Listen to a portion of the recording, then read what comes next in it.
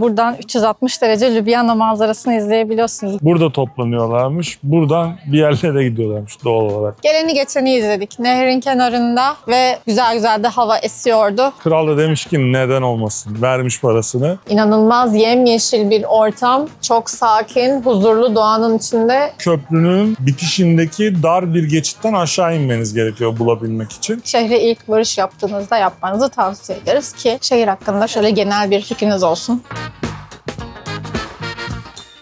Herkese selam. Merhaba. Hatta zdravo. Zdravo. Çünkü biz bugün Slovenya'nın başkenti Ljubljana'yı gezmeye geldik. Evet. Yine görecek çok farklı şeyler var. Yiyecek çok farklı şeyler var. Hiç vakit kaybetmeden başlayalım. Hadi başlayalım.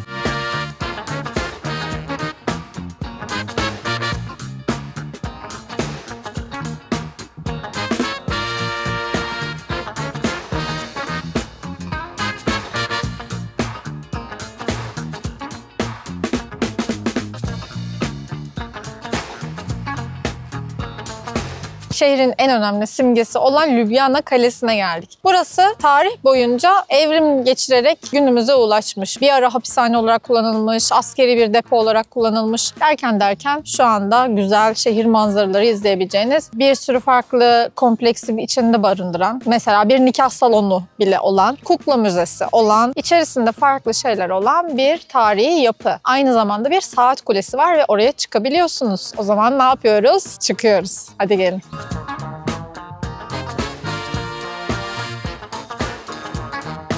Biz bu arada yaklaşık bir 3 saattir şehri geziyoruz ve bize eşlik eden bir tur rehberimiz var, Manika. Kendisi bize görülmesi gereken en önemli yerleri şehirde gösterdi ve anlattı. Öğrendiklerimizi birazdan biz de sizinle gezerek tekrardan paylaşacağız. Ljubljana Turizm Ofisi'ne de bunu organize ettiği için teşekkür ederiz.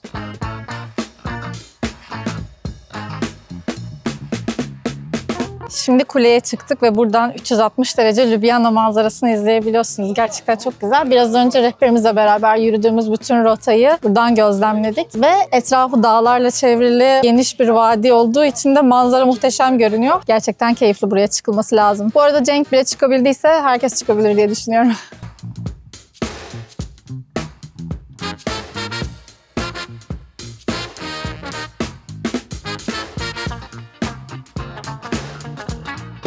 İçeride bir 3-4 boyutlu film izletiyorlar. Gayet keyifli ve güzeldi. Üstünüze böyle bir takım su efektleri falan geliyor. 3D gözlüklerle izliyorsunuz. Kalenin tarihini anlamak için eğlenceli ve güzel bir kısa film yapmışlar. Bu arada buranın biletleriyle ilgili detayları açıklamaya yazacağız ama Ljubljana şehir kartı aldıysanız ona dahil. Ljubljana şehir kartı nedir derseniz yine farklı zaman seçenekleri sunan ve toplu taşıma, şehirdeki bir takım turlar ki bunun içerisinde bot turu, rehberli tur gibi turlar da mevcut. Birçok müzeyi kapsayan güzel bir şehir kartı. Onun için de detaylar açıklamadaki linkte mevcut.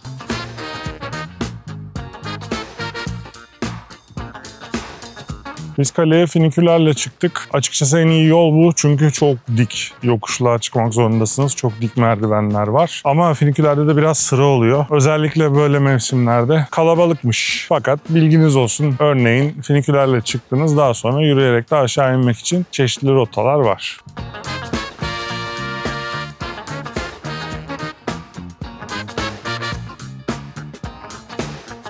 Ljubljanica Nehri'nin üzerinde birçok farklı köprü var ama en önemlisi Triple Bridge, üçlü köprü. Burası Jože Plečnik tarafından üçlü hale getirilmiş. Orta köprü aslında 1800'lü yıllarda yapılmış olan bir köprüymüş. Zamanla köprü yetersiz gelmeye başlamış ve genişletilmesi gerekmiş. Mimarımız Plečnik bu noktada devreye girerek köprüyü yıkıp yeniden yapmak yerine yanına 2 tane daha köprü eklemiş ve şu anda UNESCO Dünya Mirası listesinde yer alan ikonik bir yapıya dönüşmüş.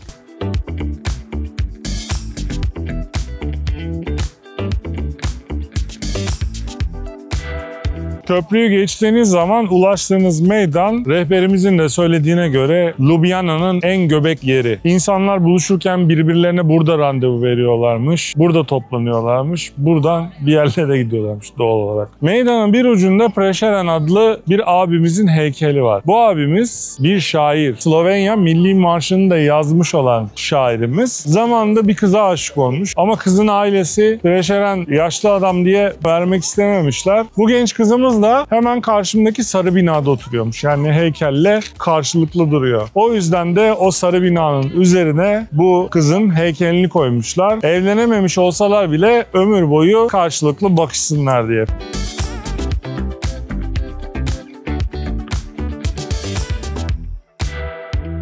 Preşeren Meydanı'ndaki bir diğer önemli yapı da pembe dış cephesiyle zaten dikkatinizden kaçmayacak olan Franciscan Kilisesi. Burası aynı zamanda bir manastır kütüphanesi de barındırıyor. Kilisenin kendisi neoklasik ve barok mimari tarzında 1600'lü yıllarda inşa edilmiş. Kilisenin içerisi de gayet etkileyiciydi. Tavanında güzel freskler vardı. Bir sürü işlemeleri, süslemeleri olan güzel, şık bir kiliseydi. Kütüphane kısmı bayağı etkileyiciydi. Filmlerde gördüğümüz gibi böyle çok eski kitaplar vardı içerisinde ve hala aktif olarak da kullanılıyormuş. Kiliseye ve kütüphaneye girmek ücretli, 6 euro bileti var. Sadece kiliseye girmek isterseniz 3 euro ve yine Ljubljana kartla buraya ücretsiz de girebilirsiniz.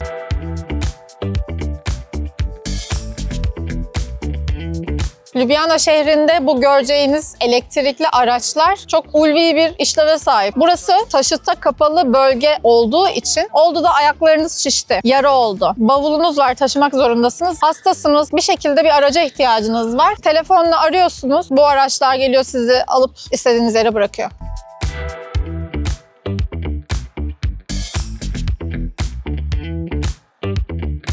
Ljubljana'da da bit pazarını bulduk. Pazar günleri sabah 8 civarında açılıyormuş. Öğlen 1-2'ye kadar sürüyor. Biz maalesef sonuna doğru yetiştik. Bir hızlıca bakalım neler varmış.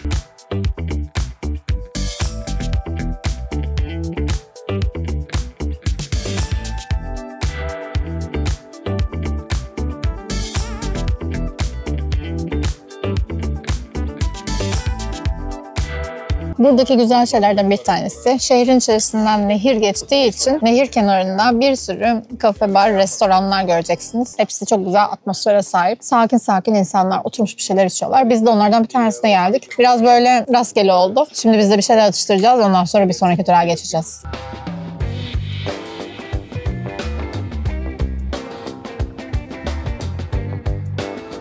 Çok yüksek beklentimiz yoktu ama gayet lezzetli bir yemek yedik. Üstelik lokallerin zaten takıldığı bir yermiş. Sabahki tur rehberimiz de arka masamızda oturuyordu. İçecekler ve yemek toplamda 27 euro hesap ödedik.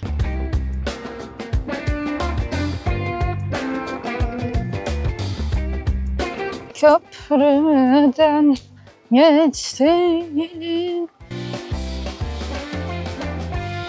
Slovenyalı ünlü mimar Plečnik bu evde yaşamış zamanında. Kendisi 1872'de Ljubljana'da doğmuş. Yine 7 Ocak 1957'de Ljubljana'da hayatı gözlerini yummuş. Şehre ve ülkeye de birçok katkı yapmış. Çok sevilen bir şahsiyet. Saat başında düzenlenen rehberli turlarla beraber bu evi gezebiliyorsunuz. Barcelona'nın Gaudi'si varsa Ljubljana'nın da Plečnik'i var diyerek de özetleyebiliriz aslında konuyu. Şehrin en önemli yapılarında imzasını görebileceğiniz bu mimarı yakından tanımak için bu müzeye gelmenizi tavsiye ederiz. Ljubljana City Kart'a dahil burası da ama önden rezervasyon yaptırmayı unutmayın çünkü küçük gruplar halinde geziliyor ve çabuk doluyor.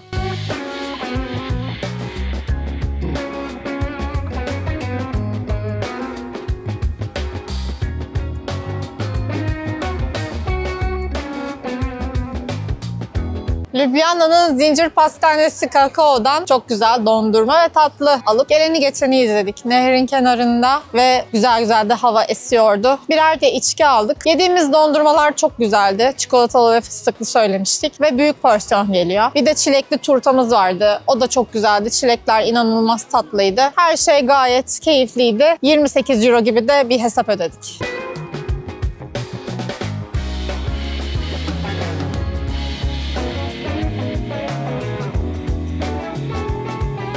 Ljubljana Kart'a dahil olan aktivitelerden bir tanesi de bot turuydu. O kadar şanslıyız ki seçtiğimiz saatte kimse bota gelmedi ve sadece ikimiziz. Bayağı özel bot turu gibi oldu. Keyifli. Tabii ki her nehir olan ya da su olan şehirde bot turları şehri gezmek için eğlenceli aktivitelerden bir tanesi oluyor. Burada da aynı şey geçerli diyebiliriz. Vaktiniz varsa Ljubljana'da bunu da yapmanızı tavsiye ederiz. Sadece sağa sola bakıp insanları seyretmek bile keyifli. Ki nehrin her iki yanında da çok güzel binaları falan var. Dolayısıyla görecek de çok şey var. Aynı zamanda aynen Porto gibi, Amsterdam gibi, Lisbon gibi bir sürü köprüler de var. Güzel yani. Kısacası tavsiye ederiz.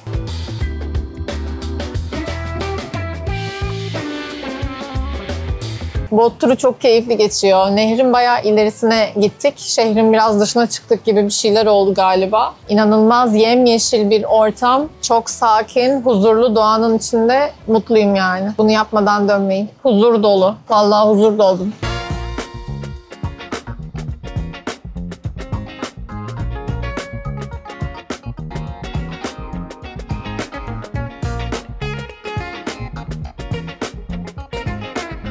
Eskişehir merkezinde gizli bir sokak var. Yani çok da gizli de değil ama nispeten gizli diyebiliriz. Ve burada bir sanat eseri var. Sloven bir sanatçı buradaki yolun ortasına 700 farklı bronz yüz kafatası gibi heykeller yapmış. Ve bunlar hayat boyunca insanların taktığı farklı maskeleri ve hayattaki yolculuğumuzu temsil ediyormuş. Burada başında da bir çeşme var. O da hayat akışını temsil ediyor. Gelin bakın nasıl açılıyor bu çeşme, ona da yakından bakalım.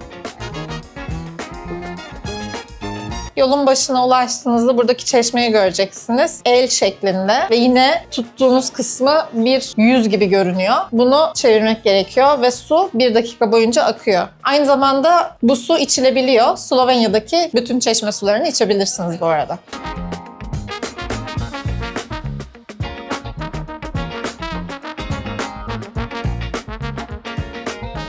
Dönemin kralının tahta çıkışının 40. yıl dönümünde bu köprüyü inşa etmeyi teklif etmişler. Kral da demiş ki neden olmasın, vermiş parasını. Fakat bugün köprü ne olarak anılıyor? Dragon Köprüsü. Yani kimse Jubile Köprüsü falan demiyor. Sebebi de her iki tarafına yerleştirilmiş 2'şer ejderha heykeli. Bu arada köprü dönemine göre çok yenilikçiymiş. İlk defa beton ve çelik konstrüksiyon beraber kullanılmış ve herhangi bir destek olmadan inşa edilmiş. Hatta rivayete göre bu teknolojiyi ilk burada test etmişler de bir şey olursa ilk Slovenlere olsun demişler. Neyse, bu işin dedikodu kısmı. Bu arada neden başka bir hayvan değil, neden aslan değil, kaplan değil, ejderha derseniz ejderhalar aynı zamanda Ljubljana şehrinin simgesi oluyor ve koruyucusu.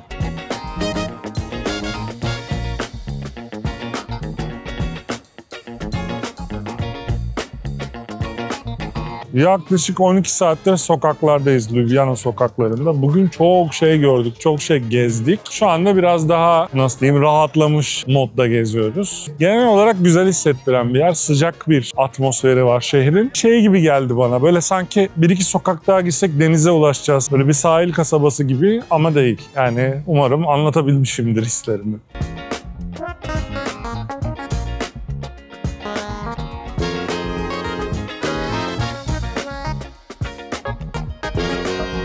İzleyicilerimizden birinin tavsiyesiyle geldiğimiz Pops Place'teyiz. Burası gerçekten adı gibi popüler bir yer. Bayağı bir kalabalık ve yüksek sesli müzik olduğu için bu şekilde konuşuyorum. Hamburgerleriyle meşhur bir yermiş burası. Biz de birer hamburger söyledik. Aynı zamanda Slovenya biraları sunuyorlar. Farklı bira tadımı yapabilmeniz için de böyle bir seçenekleri var. 4 tane farklı bira geldi. Onların tadına bakacağız şimdi. Bir de Apple Cider var. O da Slovenya Apple Cider'ıymış. Cenk çok sever. Bir tane ondan deneyelim dedik.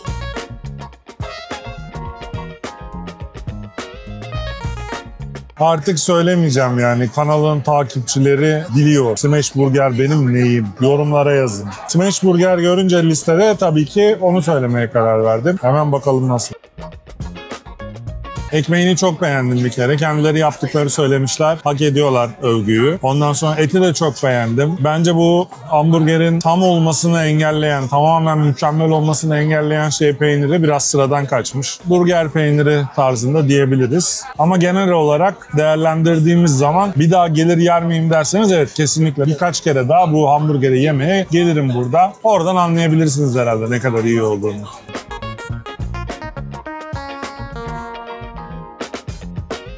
Şahane bir yemekti. Karnımız çok iyi doydu. Biralar da lezzetliydi. Tavsiye için tekrardan teşekkürler.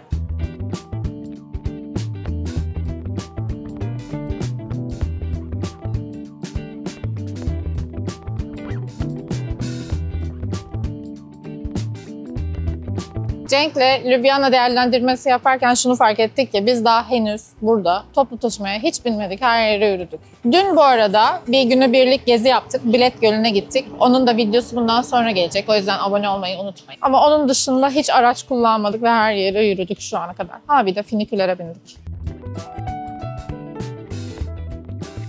Sizlere Instagram'dan tavsiyeler sormuştuk. En çok gelen yorumlardan bir tanesi de bu Le Petit Café'ydi kahvaltı için ve biz de tabii ki buraya geldik. Ben fırınlanmış peynirli salamlı bir yumurta söyledim. Gratin Lorraine diye geçiyor. Böyle bir şeyi kahvaltıda daha önce yememiştim galiba. Orijinal bir şey değil mantıken ama kahvaltılık olarak belki orijinal olabilir mi?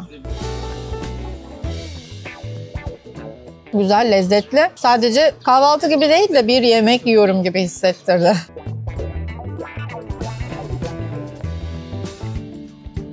Benimki de bayağı bagel arası komple kahvaltı. İçinde yumurtası, füme eti, efendim söyleyeyim çeşitli yeşillikleri falan her şeyi var.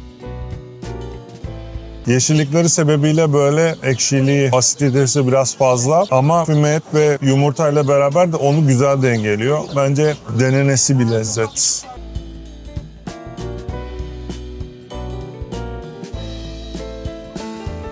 Güzel bir kahvaltıydı. Özellikle atmosferi çok güzel bir kafe. Kuş cıvıltıları eşliğinde kahvaltı yapıyorsunuz. Orayı bir serçe ailesi işgal etmiş. Çok güzel kuş cıvıltıları artı tarafta ama yemeğinize saldıran minik serçeler başka bir tarafta. Sezen Aksu'lar değil tabii. Neyse, sevimliydi.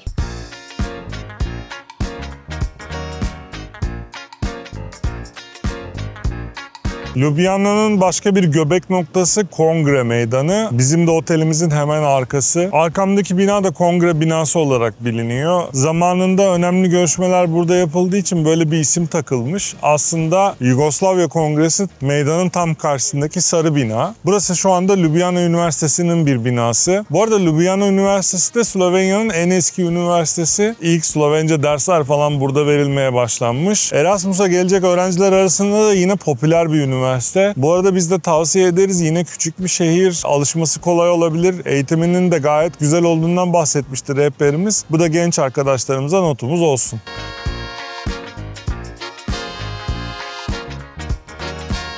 Bu binada bir kütüphane. Yine ünlü mimarımız Plečnik dokunuşunu görebildiğiniz bir kütüphane. İçerisi çok güzelmiş ve bu binayı Plečnik almış, yorumlamış, güncellemiş ve güzelleştirmiş. Ziyaret etmek için sadece cumartesi öğleden sonraları izin var. Onun dışında bir kütüphane olarak hizmet veriyor.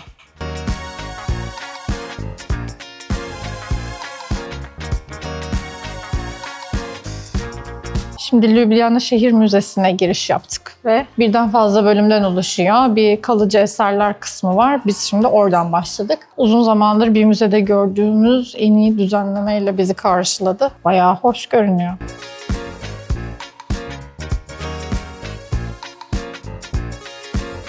Plečnik.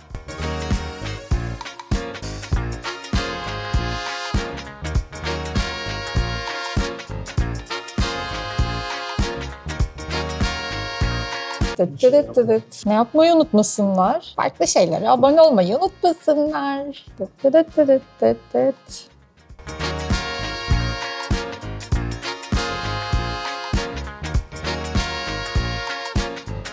Müzenin 2. Dünya Savaşı'nın zamanında Ljubljana kısmını gezdik. O döneme ait çeşitli eşyalar, hem sivil halkın hem o dönemde cephede olan askerlerin eşyaları var. Yaşananlara dair tabii ki bir sürü hikaye var. Birazcık üzücü bir kısım elbette. Ama gezdiğiniz zaman sonuçta insanlık tarihinin bir parçası olan bir hikaye tanıklık etmiş oluyorsunuz.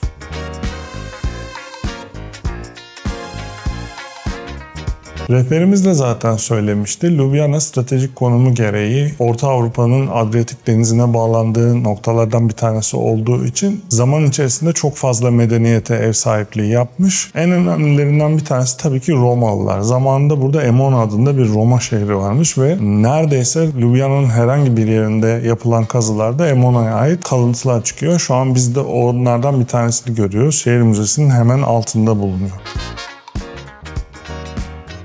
Burası bir Romalı eviymiş yani. Şurası fırının bacasıymış. Burası bayağı duvarıymış ama şehir müzesini bunun üstüne kurmuşlar.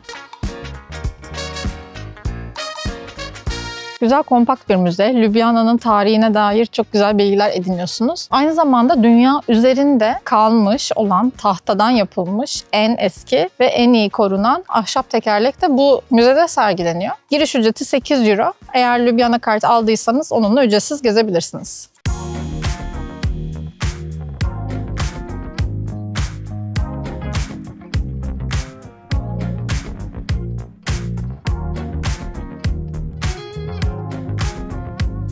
Central Market, yani merkez pazar. Burası halkın bayağı alışveriş yaptığı meyve sebze pazarı. Renkli renkli şemsiyeler altında açılan tezgahlar var. Fotojenik. Aynı zamanda da yerel ürünlerden alıp lezzetlerden denemek isterseniz buradan mutlaka bir şeyler bulursunuz. Etrafta bir de yemek standları da kuruluyor. O yüzden de yine uğranılası bir yer olabilir.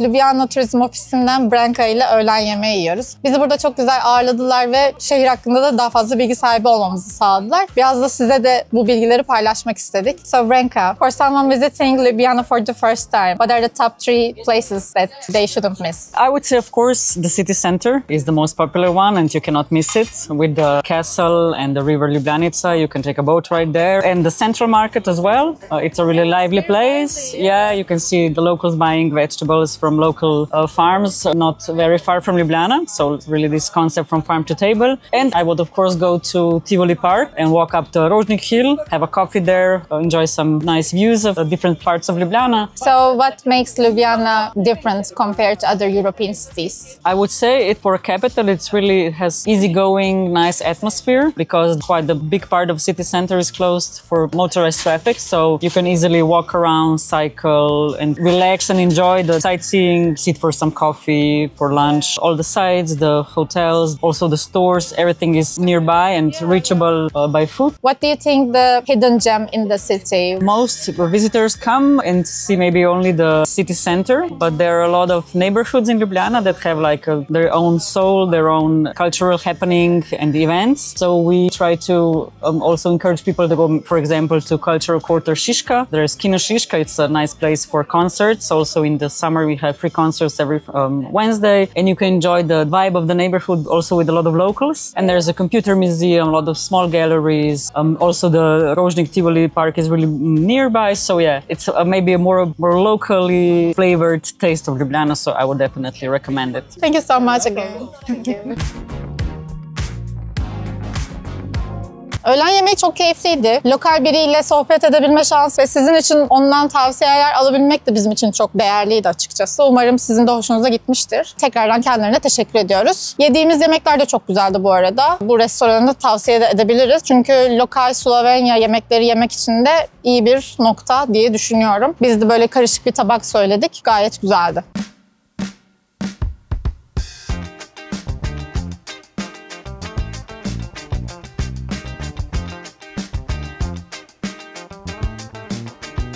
Ljubljana şehri bütçesinin %11'ini kültür ve sanata harcamış. Bu gerçekten yüksek bir rakam. Aynı zamanda ileri dönüşüme de çok önem veriyorlar. Ve şu an içinde bulunduğumuz bina da eskiden bir şeker rafinerisiymiş ve şu anda bir modern sanat galerisine dönüştürülmüş. Gerçekten etkileyici bir mimarinin modern sanatla birleşimine tanıklık ediyoruz. Bayağı hoş görünüyor. Şimdi gezmeye başlayalım.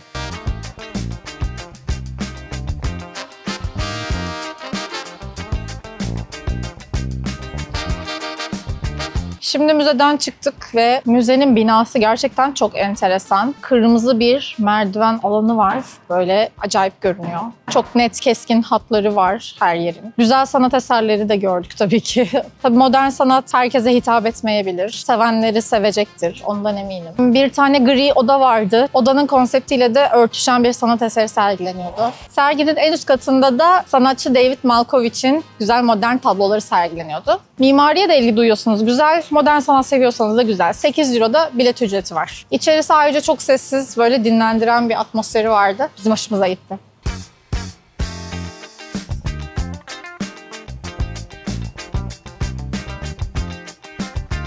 Bu güzel bina Vurnikova binası diye geçiyor. Karı koca Vurnikovalar bu binayı tasarlamışlar. Adam mimar binanın yapısını tasarlamış. Eşi de güzel sanatlar mezunuymuş. O da dışındaki bu süslemeleri yapmış. Güzel bir işbirliği. Binanın içerisi de çok etkileyiciymiş ama halka açık değil, ziyarete izin vermiyorlar. Bayağı bildiğiniz noter ofisleri falan varmış bu binanın içerisinde. Ama dış cephesi de zaten yeterince güzel.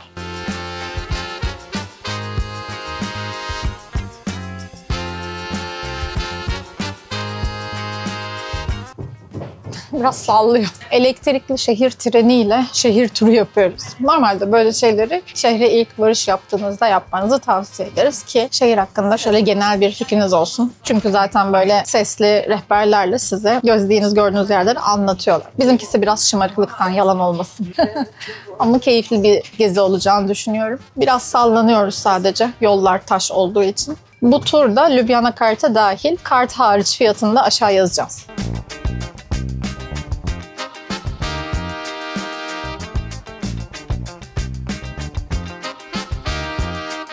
Bu trenler belediye binasının önünden kalkıyor ve kaleye de çıkıyorlar. Şu anda biz de kale yolundayız. Yeşillikler içinden gidiyoruz. Çok keyifli. Bir de böyle hava sıcak olduğu için reklamlarla dolu bir yelpaze verdiler ama gayet kullanışlı ve çok düşünceli bir hareket bence.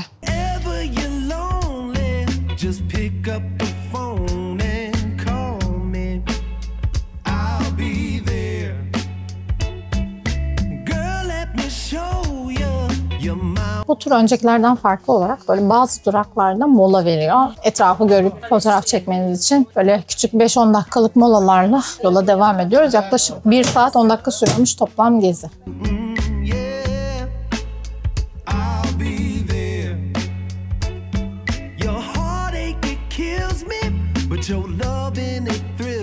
Nehrin üzerinde iskelesini kurmuş, bize adeta nehirde yemek yediren bir mekan, Makalonka. Burası biraz daha gizli kalmış bir yer gibi diyebiliriz. Çünkü köprünün bitişindeki dar bir geçitten aşağı inmeniz gerekiyor bulabilmek için. İndiğinizde böyle hem dışarıda hem içeride oturma yerleri var. Birer atıştıracak bir şeyler söyledik yola çıkmadan önce. Ama burası daha çok yemek için değil de sanki bir şeyler içmek için tercih edilesi bir mekan. Böyle yemek olarak burgerden başka çok fazla seçenek yok. Ben tabii ki smash burger söyledim her zamanki gibi ve Ayşen de çıtır tavuk söyledi. O zaman bize afiyet olsun.